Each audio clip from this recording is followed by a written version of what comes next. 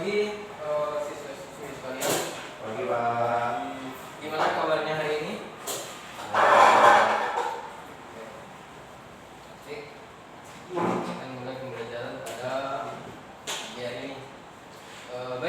Sebelum kita memulai pembelajaran pada hari ini, langkah baiknya kita berdoa.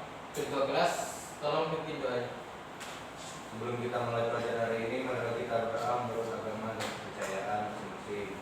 Berdoa dimulai.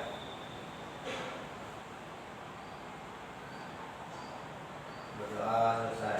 Oke, terima kasih ketua kelas sudah memimpin doa. Selanjutnya yaitu Bapak akan absen terlebih dahulu. Yang pertama Hidayatul Fikri, Randi Rama, Hadir Pak. Ananda Nikola, Hadir Pak. Ramadhani, Hadir Pak. Tukimin, Hadir Pak. Arif Nur.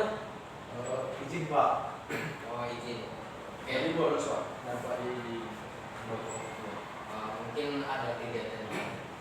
Baik, sebelumnya minggu lalu kita sudah membahas materi tentang seni lukis. Baik, pada kali ini kita akan membahas seni ukir.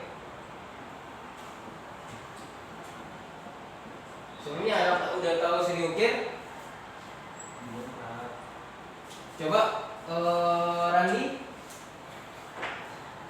Seni ukir adalah seni yang mengukir ataupun mengurangi benda-benda seperti kayu, logam seperti itu Pak. Jadi satu bentuk seni Pak. Nah, tepat sekali. Di rumahnya ada yang berbentuk ukiran nggak? Di rumah siswa-siswi sekalian. Ada Pak. Contohnya apa? Nanti. Kursi mebel. Tepat sekali. Nanda ada? Ada Pak. Dan building.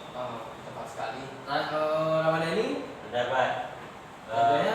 Frame kaca Pak. Figura kaca ya? Ya. Oke, tepat sekali. Baik. Seni ukir. Seni ukir itu merupakan kerajinan yang menggunakan bahan dari kayu yang dikerjakan atau dibentuk menggunakan tatahan ukiran. Kayu yang biasa digunakan adalah kayu jati, mahoni, waru, sawo, nangka, dan lain sebagainya. Contoh dari karya seni ukir itu yang pertama kita lihat seperti yang dibilang Randi tadi, kursi mebel, relief, dan lain sebagainya.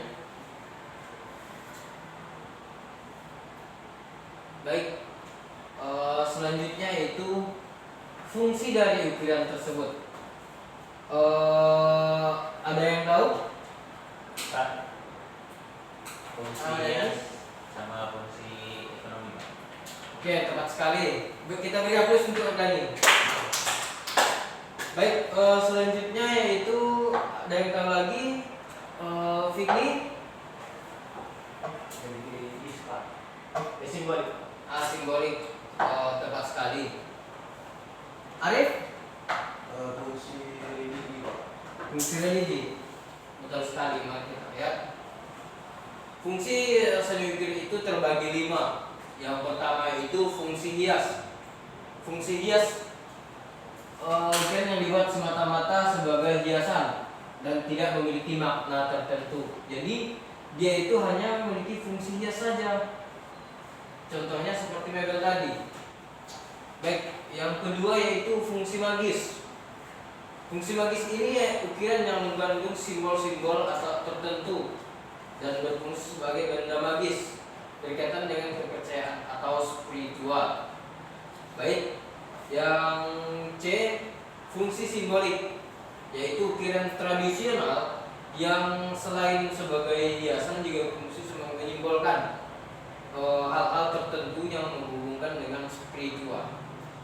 Untuk fungsi simbolik ini, coba Ananda ada apa enggak?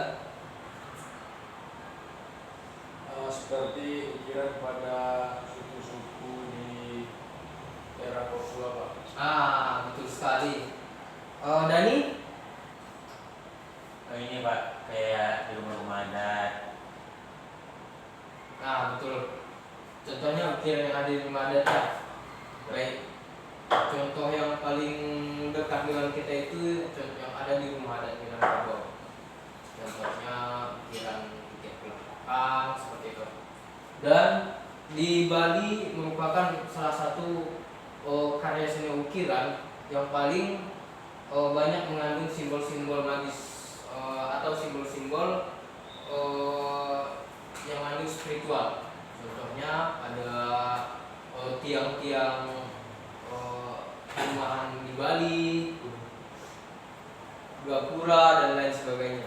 Baik, selanjutnya itu fungsi konstruksi, yaitu ukiran yang selain sebagai hiasan juga fungsi sebagai pendukung sebuah bangunan. Jadi fungsinya itu istilahnya karya pendukung sebuah bangunan. Contohnya pada gorden jendela kan ada ukiran-ukiran yang semata-mata sebagai pendukung saja. Baik, selanjutnya itu fungsi ekonomis seperti yang dikatakan dari tadi, yaitu ukiran yang berfungsi untuk menambah nilai jual dari suatu benda. Baik, selanjutnya itu sejarah seni ukir ini. Sukar untuk melihat catatan untuk mengetahui sejarah awal ukiran kayu. Namun demikian catatan sejarah dari perjumpaan zaman batu atau Neolitikum di Asia Tenggara menunjukkan terdapatnya pengukir-pengukir handal yang telah wujud di zaman dulu. Ini terbukti ukiran yang tinggalkan terdapat pada belangga, gelang, kendi dan lain sebagainya. Baik, selanjutnya itu teknik seni ukir. Yang pertama yaitu teknik carving, adalah seni carving dan memotong pada bagian datar dari kayu. Yang kedua yaitu teknik ukiran chip, biasanya digunakan pada potongan-potongan yang besar dari menggunakan kapak. Yaitu ketiga, pembakaran kayu adalah teknik terutama digunakan untuk menambah desain atau finishing dari kayu tersebut. Baik, selanjutnya yaitu untuk bahan-bahan seni ukir tersebut, siswa-siswi ada yang tahu bahan?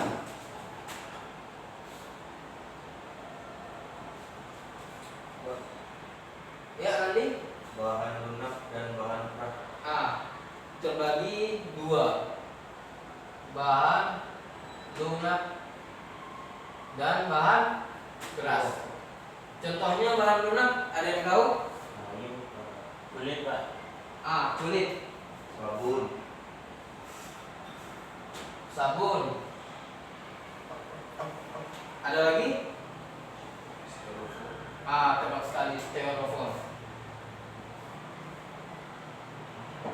Baik, selanjutnya yaitu bahan keras. Contohnya kayu, batu, logam. Emas. Ya, logam itu sudah termasuk emas. Baik, untuk bahan ukiran sendiri, selanjutnya yaitu alat.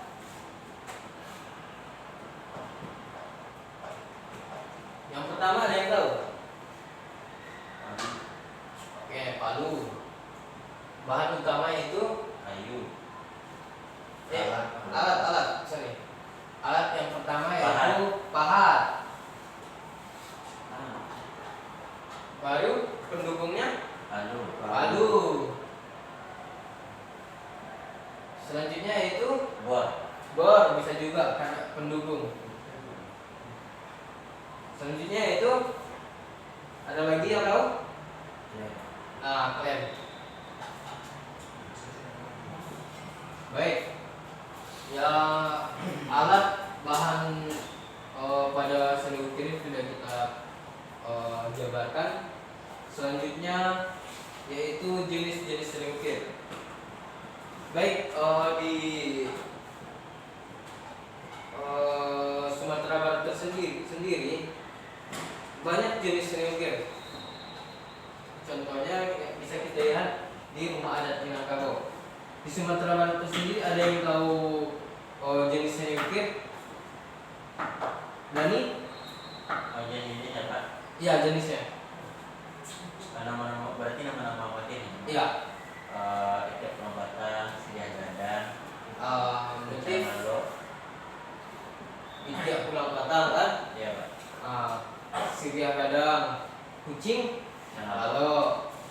Kalau di ada yang dari daerah lain? Fikri dari Medan kan? Asalnya? Iya Pak. Kalau dari Medan sendiri, kiranya ukuran apa namanya? Bapak. Gorga ya, yang terdapat di rumah adat Batak Toba. Oke.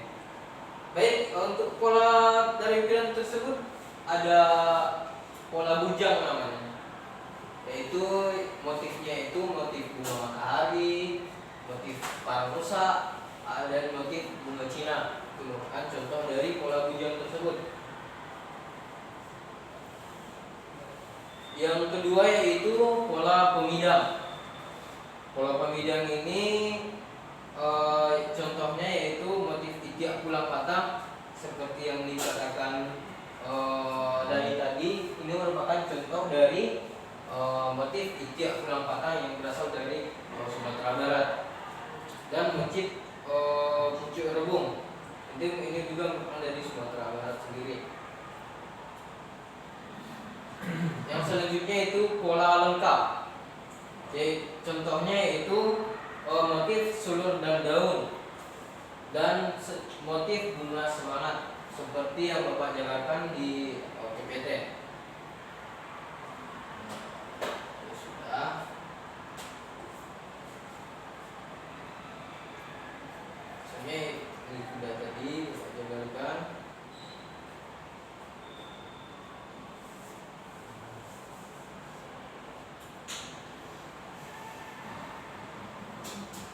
Baik, selanjutnya itu ukiran arca. Ukiran ini banyak terdapat pada ulu senjata seperti ulu keris, kepala tongkat, kukur kepala, kotak nelayan dan lain sebagainya. Ini merupakan salah satu contoh dari ukiran arca tersebut.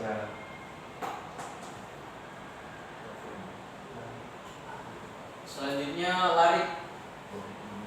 Larik ini merupakan satu cara orang Melayu untuk mengukir kayu. Ukiran larik berbentuk bulat dengan susunan gelang dan genting genat. Yang menarik, ukiran ini sering terdapat pada ulu senjata, perabot, tongkat, gasing, tiang rumah dan sebagainya.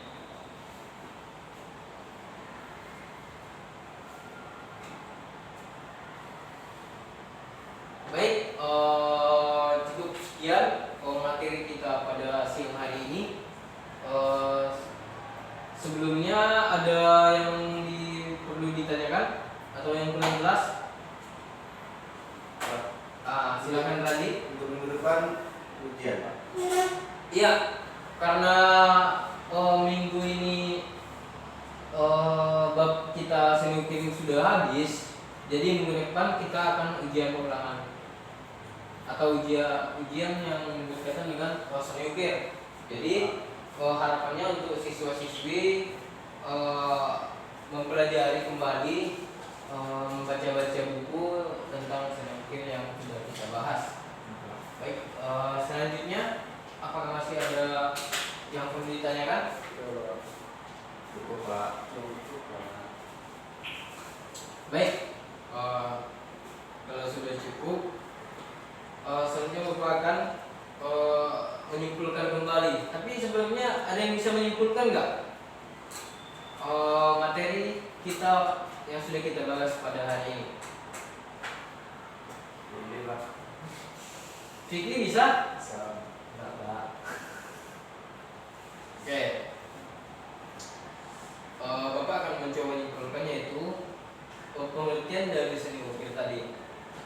menurut para ahli, ukir adalah suatu bentuk karya yang seni yang dibuat dari kayu atau dari bahan kasar tadi, yang biasanya digunakan untuk hiasan dan aneka hiasan rumah, toko dan lain sebagainya. Alat dan bahannya yaitu yang pertama pahat,